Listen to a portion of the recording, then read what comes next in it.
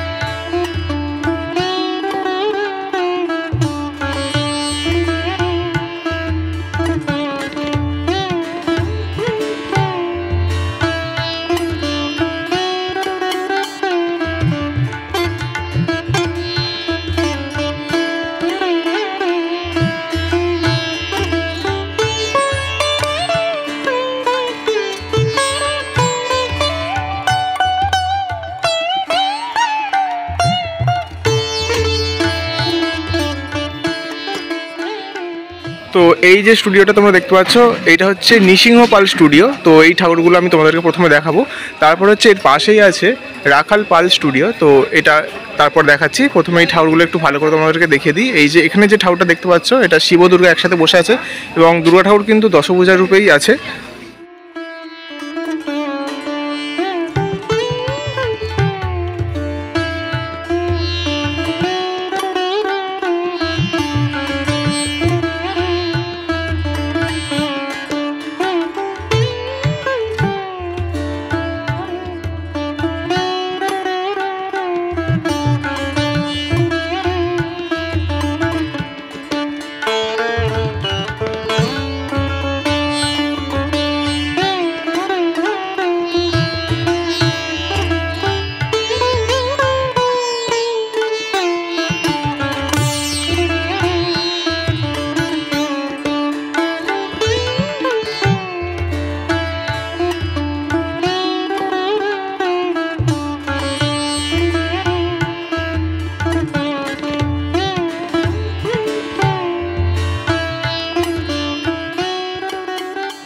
So guys, এই হচ্ছে উত্তম পাল studio. তো এখানের প্রতিটা ঠাকুর কিন্তু এখন রঙের কাজ শুরু হয়ে গেছে, ইভেন কিন্তু কাপড়ও কিন্তু পরানো হয়ে গেছে প্রতিটা ঠাকুরের।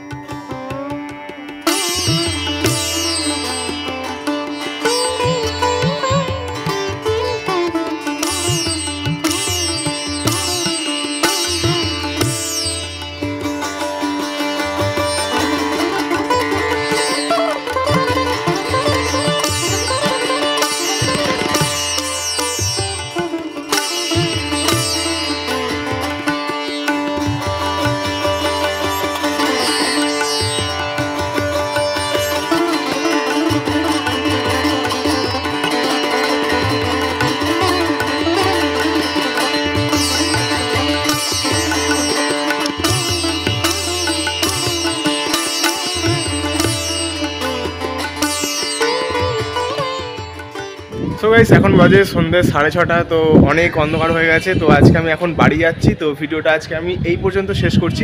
তো প্রতিবার আমি সকালবেলায় করে কুমারটুলিতে আসি, বাট আজকে বাড়িতে কাজ ছিল বলে অনেকটা দেরি হয়ে গেছে কুমারটুলিতে আসতে, আর সেই জন্যই আর কি সন্ধ্যে হয়ে গেছে। তো যাই হোক, ভিডিওটা আজকে এই পর্যন্ত এন্ড করছি। যদি ভালো লাগে লাইক করে দাও, চ্যানেলটা সাবস্ক্রাইব করে দাও। তো দেখা হচ্ছে নেক্সট একটা ভালো ভিডিওতে। টাটা।